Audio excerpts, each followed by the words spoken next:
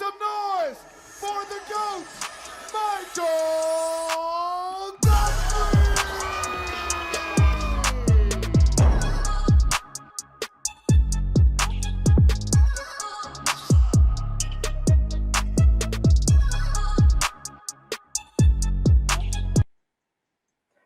Welcome back to the show, episode 10. I appreciate you guys hopping in, checking out everything we've been up to. Very special guest for episode 10. Someone I have been a fan of since I was like 9 years old. I remember at a tournament, my mom was trying to hunt him down for me because I was too shy to ask for a picture. And I probably still have that picture somewhere. But we'll get him on here. I'm going to get a quick intro about him and then play an intro video we have for him. And then we'll get him on and we'll talk about a little bit of his upbringing to give you guys a backstory if you don't know about him. Maybe you aren't as familiar if you're a pure tricker and haven't done any martial arts. Learn a little bit about him through that. And then we'll talk a lot about the importance of physical therapy and training outside of tricking, as that is his profession. That is what he does. So we'll break that down. He is a husband, a father, a business owner, most importantly, those three, as well as he has 9 Warrior Cups. If you don't know what the Warrior Cup is, it's a very prestigious award in the sport martial arts community. And he is a karate combat world champion, I believe 3-time.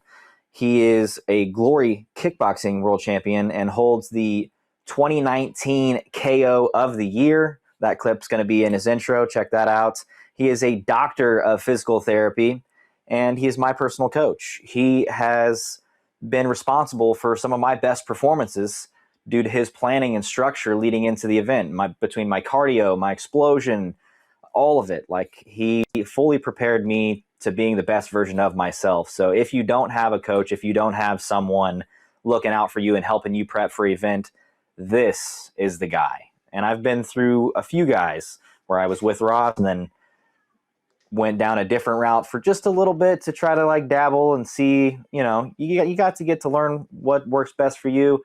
Let me cut all that nonsense out for you and let you know Ross is the best. I'll save you a little time there. Hit him up. His Instagram is at Ross_turbo_Levine, and hit him up. Start training with him now. Let's get his intro pulled up here.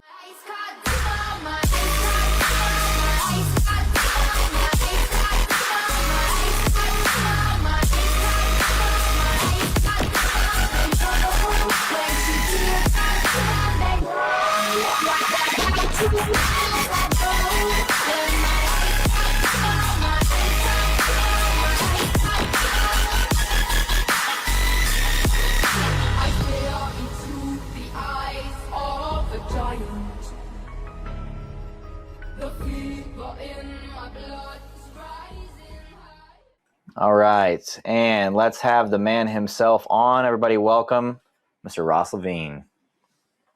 What's going on, you guys? Thank you so much for having me. I appreciate it. I've been waiting a little while for this, so I'm pumped to be here. Yes, thank you for finding the time. I know you're very busy with the business and with the family, that Wednesdays don't always work out, so this is perfect that we could do this, have a little pre-recorded, and drop it for everybody this coming Wednesday. Now, the reason I want to talk about really quick, I've been watching you, like I said, since I was 9 years old. You were doing Bo back then. That wasn't when I was 9 years old, that clip, but it was one of the better HD-looking clips from when you last did Bo. So I brought that in, and we'll talk a little bit about that as well. We might as well bring that in now. What was it like? You grew up in sport martial arts, and were you fighting at the same time that you were? Because when I was just watching forms, I was just stuck on forms, not necessarily watching the point fighting as much. Were you doing both at the same time, or was there a transition? Oh, no, I always fought. I was always a fighter first, and I just happened to be interested in doing the weapons. I thought it was fun, something else to do. I used to do traditional forms. Believe it or not, I did creative forms at one point too. So I've touched it all, and then I just realized later on in my career, like, you know what, the weapons and the fighting is really where I'm excelling. And then even deeper into my career, when I wanted to be elite, as most people know, like, you can't be amazing at everything. So when I wanted to specialize, I just leaned into the fighting, and the rest is kind of history. And the last part of that intro was something I found extremely appropriate for today. As I got on Instagram today, I saw there was a little miniature podcast, little moment. They were talking about that story on who got knocked off of the stage, and they got it completely backwards. They said that you were the one that fell off. By no means was that the case. So I felt that was appropriate to throw in the edit that you were the one that sent him flying off.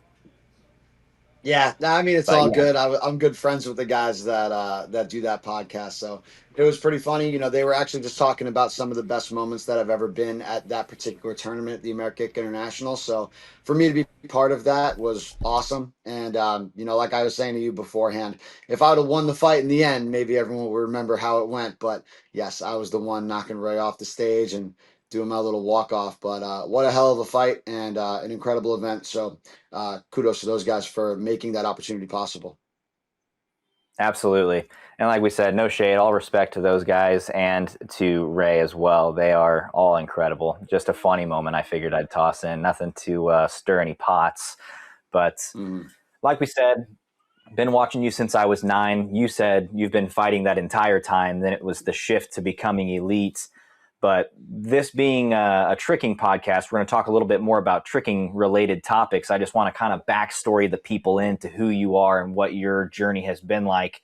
And because you've been in sport martial arts for so long, I feel like you were there the time that tricking was kind of born. Everybody really knows tricking came from sport martial arts. It's like in between Mhm. creative forms divisions. Before there was even mats, it was just carpet, like ballroom, hotel floor carpet to trick on, and people were just trying to one up each other, and that's how tricking came to be. What was it like? Do you remember any of that early stuff when people were throwing tricks between mats, or kind of take us down memory lane a little bit with what you feel about that? Yeah, absolutely. I mean, when I first started competing, some of the guys that I was watching were obviously John Valera, Anthony Atkins was in the game, Carmichael Simon was in the game, Arnold Chan was a big name in that, and then it just continued to evolve. Daniel Sterling and like Yeah. then the next generation was like Anis Chirfa when he came around. Like it all just started spamming like all this different new stuff, and no one really knew what it was.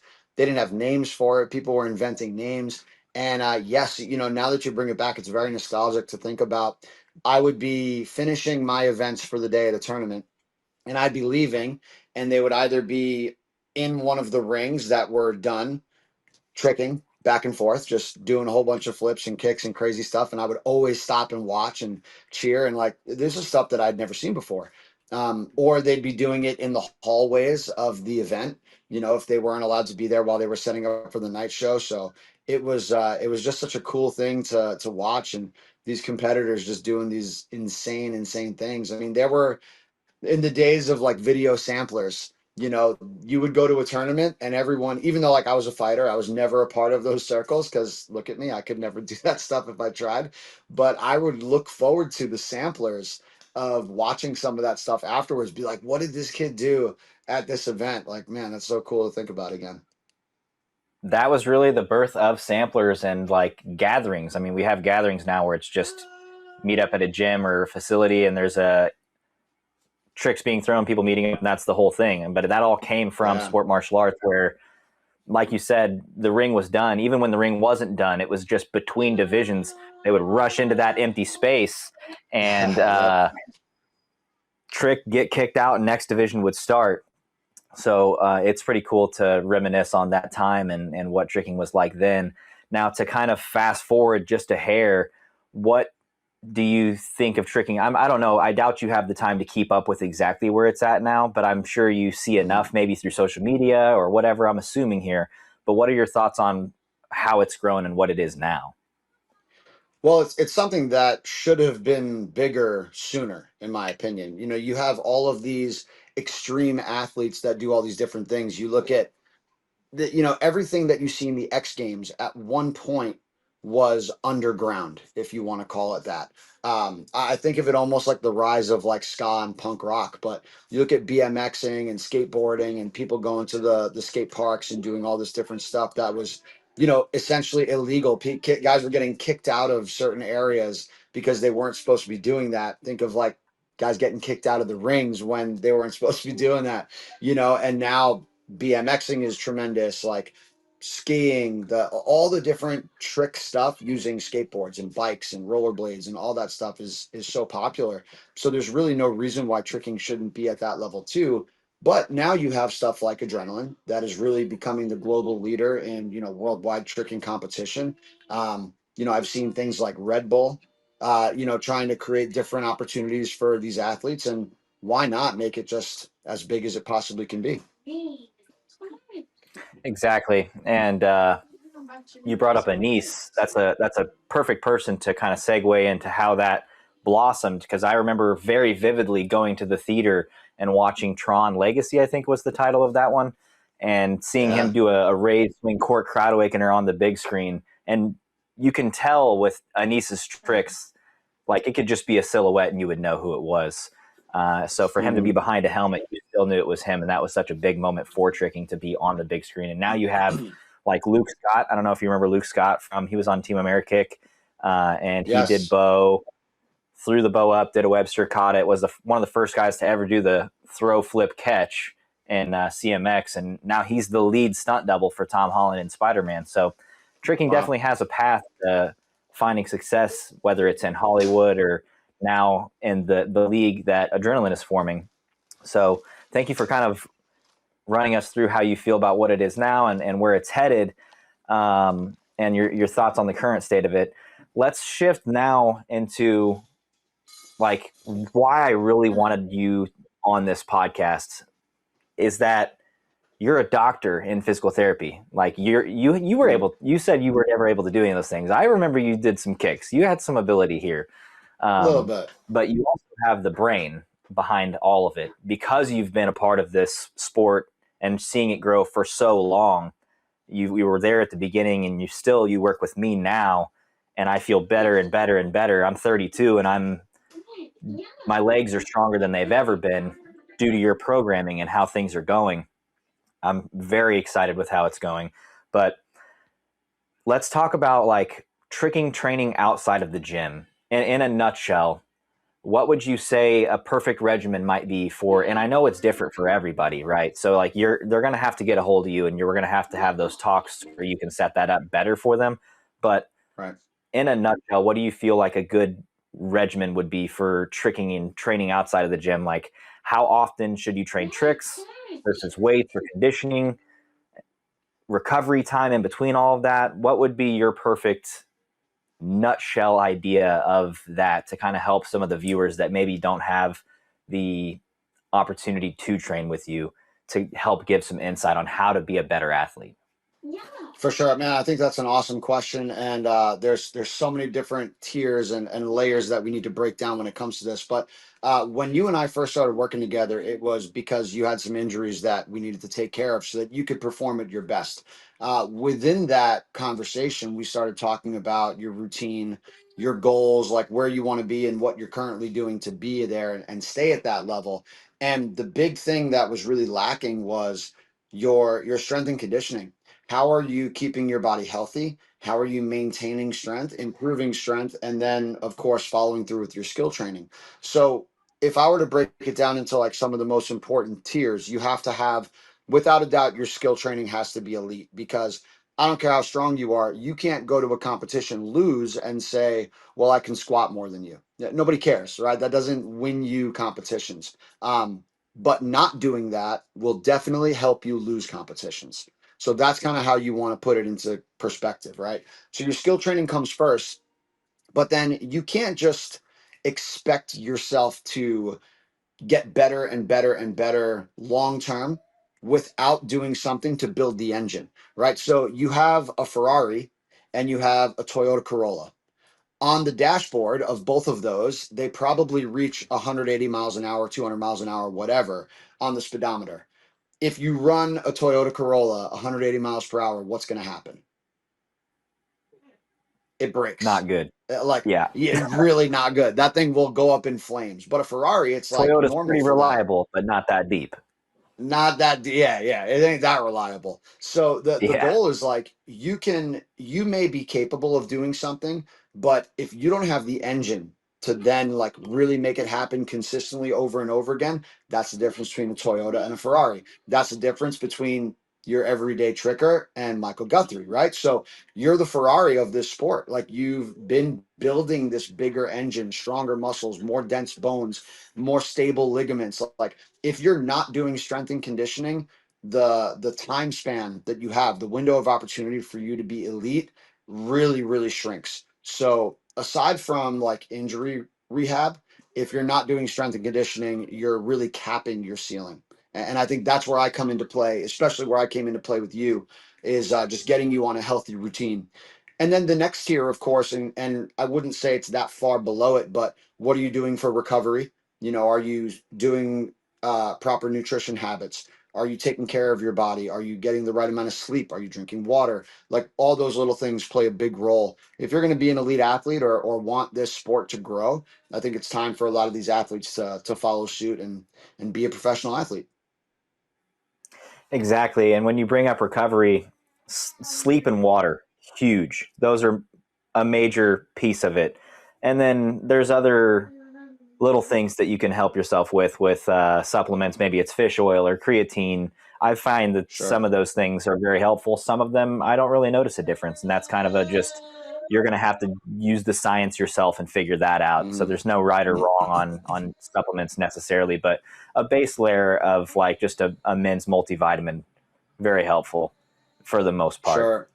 That's where I would agree with you there. I think if you're going to take any type of supplements, I would say a multivitamin is great. You're going to get essentially everything you need. Whatever you don't need, your body disposes of, so it's not a big deal. Not going to hurt you.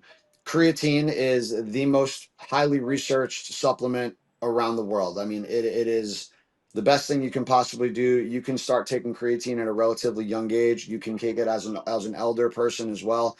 They're starting to find even more benefits now, not just the physical benefits of like water retention in your muscles so that you can perform better, but also a lot of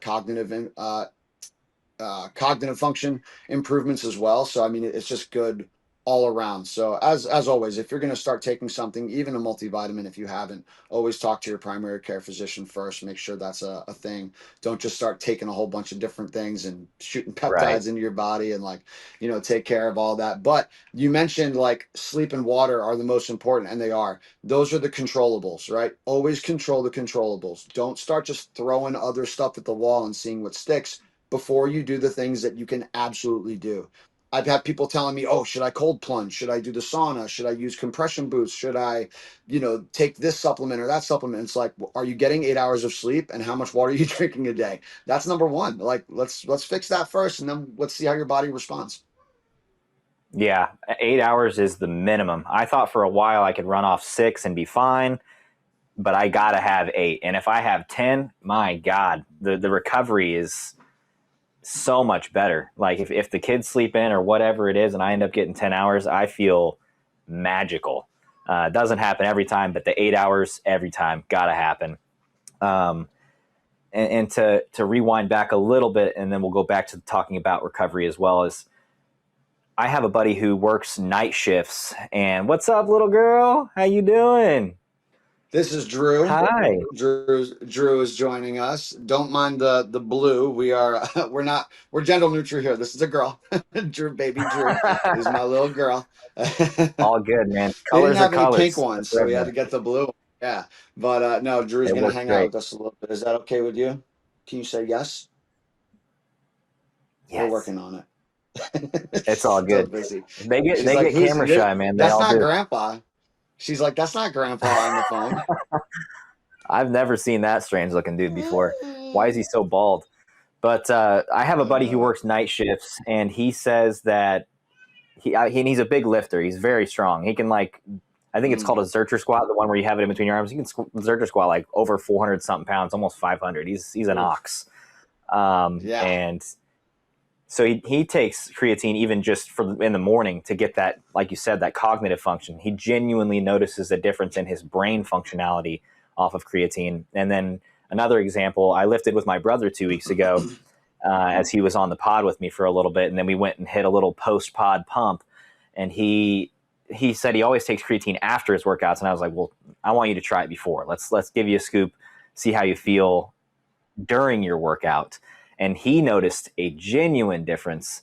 Just to give him an example, I notice a major difference if I take creatine before a tricking session, creatine before lifting. My muscles just feel better, more hydrated. I don't know how to even explain it, but give that a try. Like you said, if your primary physician thinks it's okay, you need to be safe about it. But I mean, creatine's not that crazy, so give that Can I a bust that good myth? try. Can I bust that myth for you, buddy? Hit I it, don't mean to hit it. burst your I don't mean to burst your bubble. Creatine is not something that you're going to get immediate results from. So if you did, that's placebo, and placebo is awesome. So if you take it before a workout and you're like, damn, I had an amazing workout, keep taking it before your workout. But creatine is something that has to build up in your body over the long Sure. term. So most people don't even see the effects of it until like well over a week of consistent use. And then if you stop taking it, the fall off is pretty fast too. But it's something that accumulates in your body, and as long as you're taking it every day, it doesn't. You should generally take it around the same time, just for routine purposes. But dude, if you feel better because you're like, I took this supplement right before I went to the gym, and you had a better result, keep doing that. Placebo is fantastic. There's nothing wrong with that. But it wasn't the creatine. And I'm glad you bring that up too, because it's hard to say, and it's really around that 2 to 4 week marker where I started noticing that. And I was taking creatine in the beginning and then taking creatine then, but it's like, am I just getting better at what we're doing, or is it the creatine? Probably more so I'm Yeah, getting better at what we're doing through consistency of training. But the probably a placebo little bit of of the both. creatine definitely helps.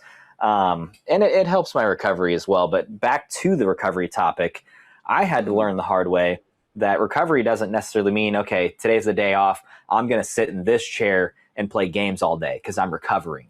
Sitting down all day is not going to help you recover. So, what are some things you brought up, the boots and all these other tools outside of water and sleep? What are, if just one, other tools you would recommend for recovery? Maybe even just taking a light walk. Like, there's no such thing as just like sitting and recovering. There's like Sure. active recovery days. What are some things you might recommend on active recovery days to keep it chill but keep your body progressing? That's an awesome question, man. That's a really big topic in strength and conditioning and just like rehab in general. Whenever I make sure that my athletes are taking a rest day, and I put rest in quotations, to me, rest means no intentional calories burned. So if I have a rest day, for example, like tomorrow's my rest day, I'm not going to say, well, I'm just going to go and hit the bag for 5 rounds. I'm not going to go and I'm just going to go for a light run. Like, no, that's not rest, right? Rest is live your normal life. If you want to go for a hike because you're doing that with, your family or something like that, that's totally fine. But, a light walk is good. Light cycling in terms of like active recovery.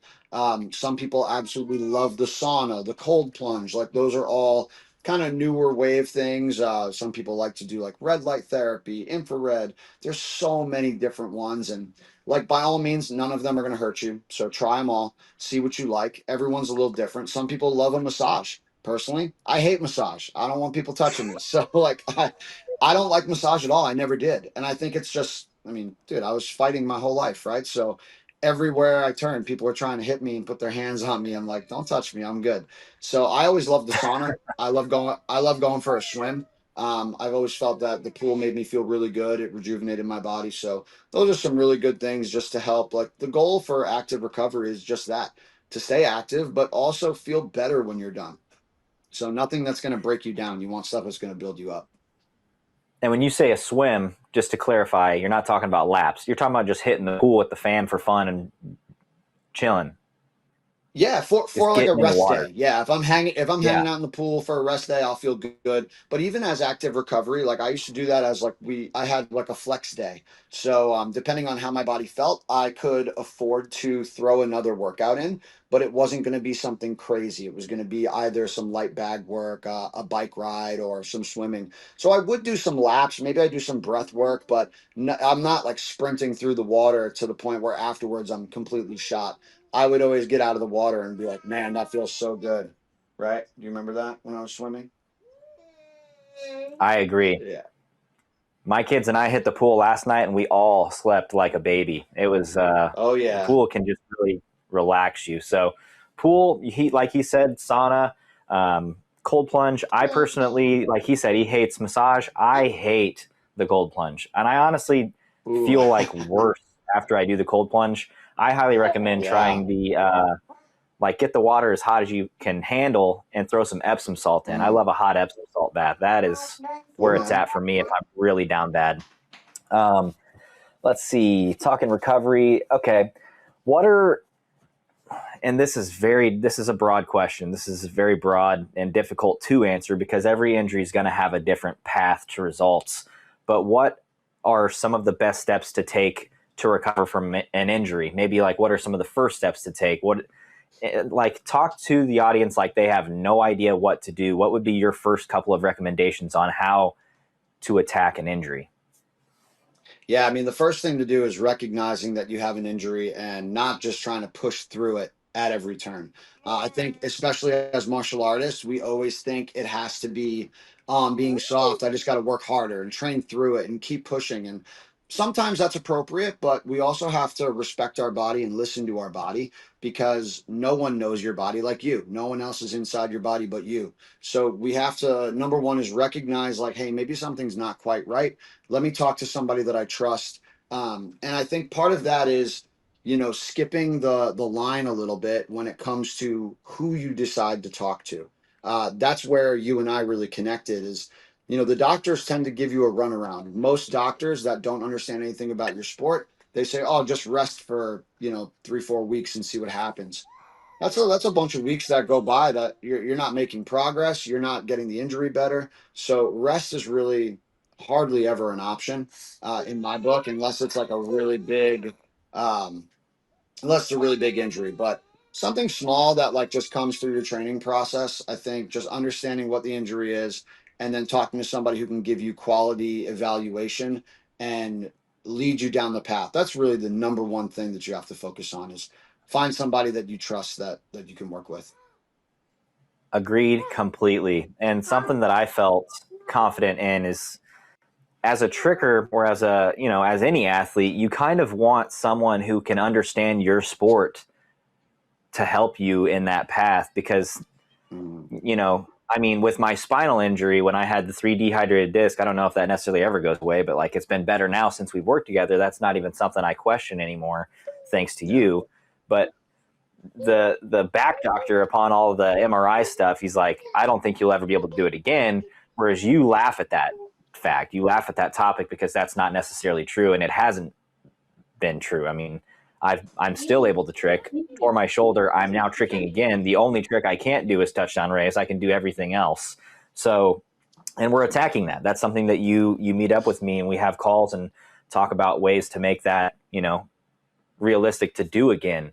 But like you said, not every doctor is going to have the best answer. Whether it's rest when you're not really needing to do that, you want to make progress on the injury. And my point being is that with you, my sport. So and me. Mm. You've known me. We've known each other for years.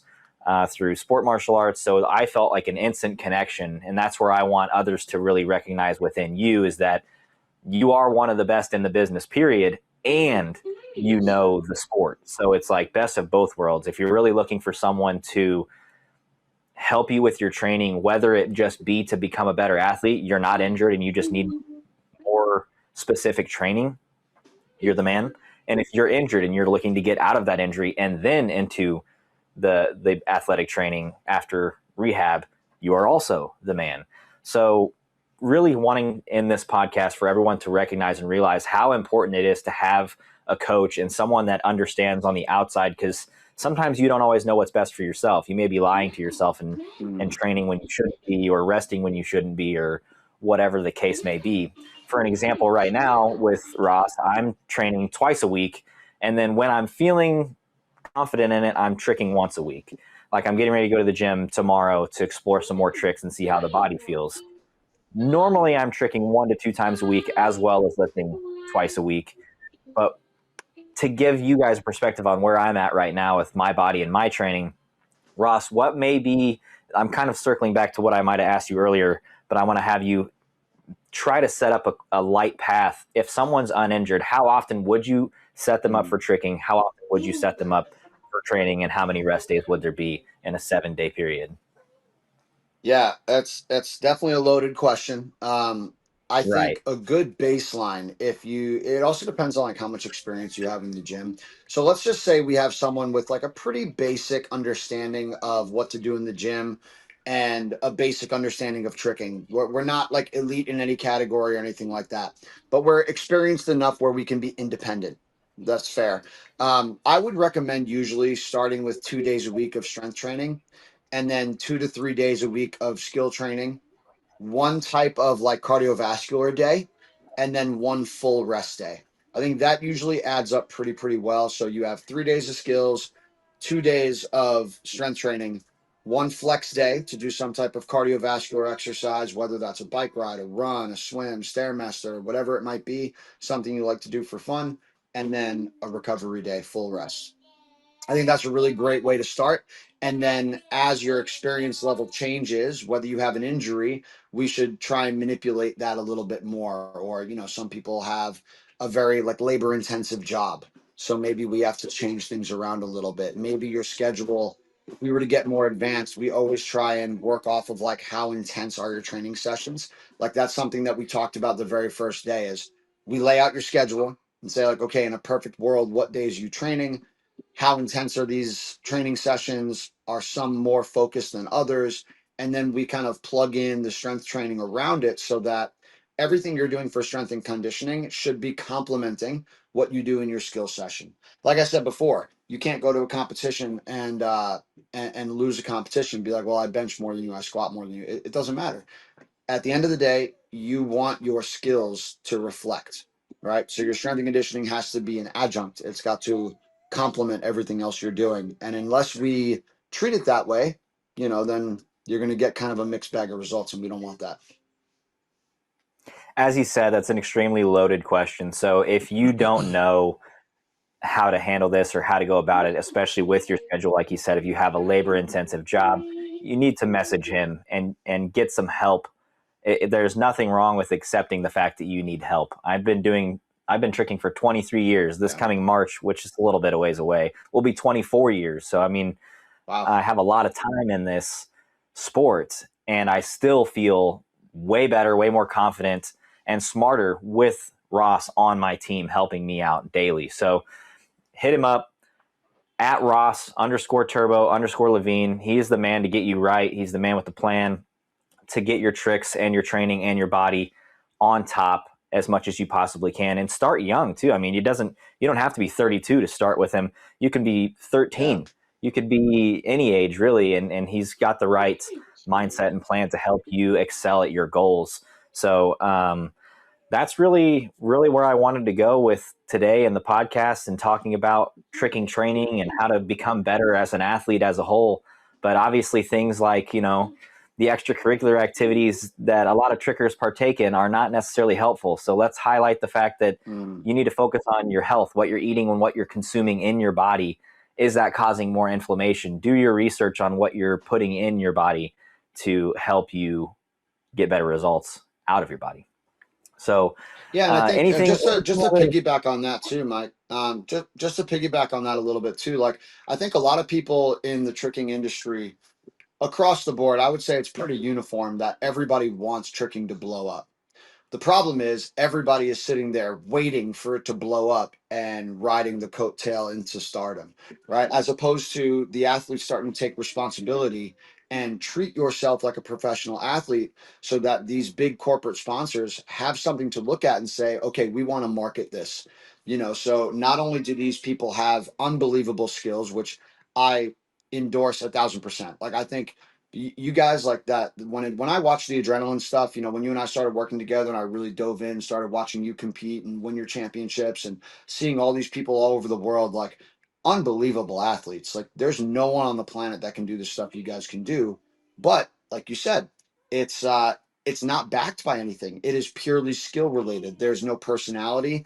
There's no like marketing that you could do with these athletes because they're not treating themselves like pro athletes. So when that happens, and the athletes start taking responsibility and investing into themselves, whether it comes from their nutrition, their health, their strength and conditioning, like becoming real athletes and professionals, then these corporate sponsors are going to be like, oh, we can get behind this because they're treating themselves like the players in the NFL. They're treating themselves like the X Games athletes. They're treating themselves like Olympians.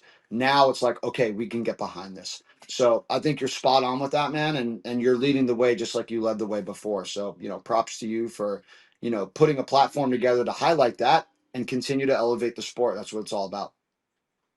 Thank you. And honestly, I look to, I mean, let's go back to 2019 when I realized, okay, it's time to make this a little bit more professional thing. It is how not only you treat yourself outside the gym and your training and what you're consuming, but how you carry yourself on social media.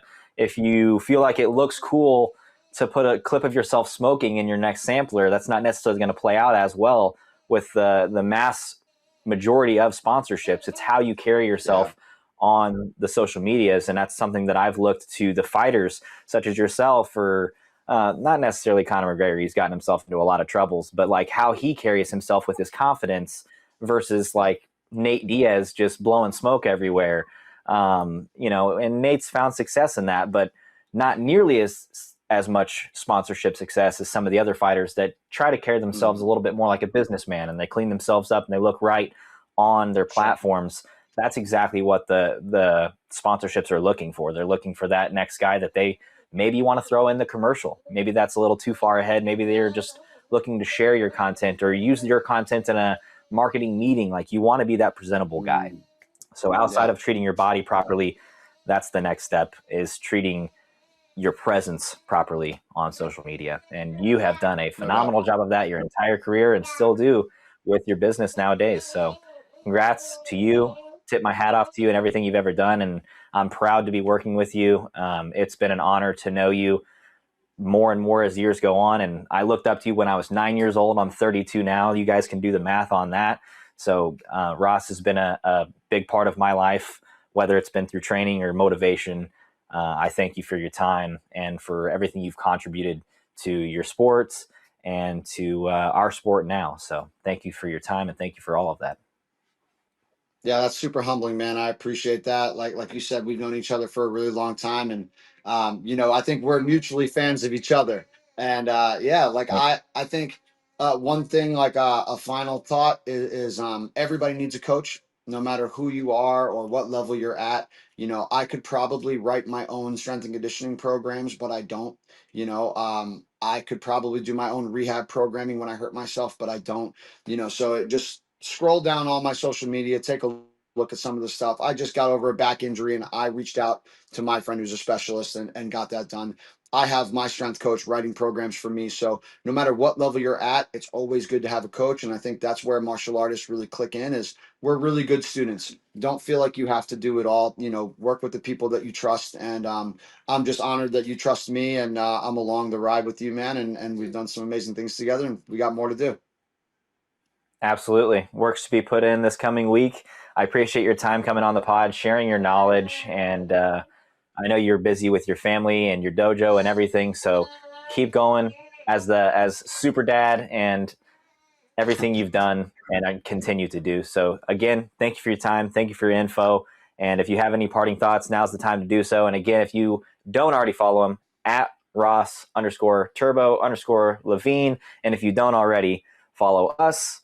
It helps us a ton if you guys like and share the content. But what's best for you is if you subscribe, you can be notified when we're live and when we're posting new content. The new vlogs from Italy and the traveling guys are dropping. So keep your eyes tuned onto the channel. Keep your eyes tuned on to Ross for any information about training. He's, like you said, he's got posts about all of that, as well as if you just need info, you can message him. That's the place to do so. And if you have anything else to say, Ross, now's the time before we part ways. That's it, man. I really appreciate you guys' time. Definitely follow me. If you guys have either an injury or you just want to chat about what working together would look like, no commitment necessary, please just shoot me a DM. Mention that you saw this on the Adrenaline podcast, the Off Axis podcast with Mike, and I'll shoot you guys a little discount as well. So hit me up. I would love to talk to more, and I would love to kind of show the whole tricking community why Mike Guthrie has been the GOAT for so dang long, and I'm proud to be a part of that. So happy to help and chat with everyone who's looking to get a little bit better. Thank you, Ross. I appreciate you. This has been Off Axis episode 10 with special guest Ross Levine. Everybody, I'll see you guys next time. Thanks. Peace.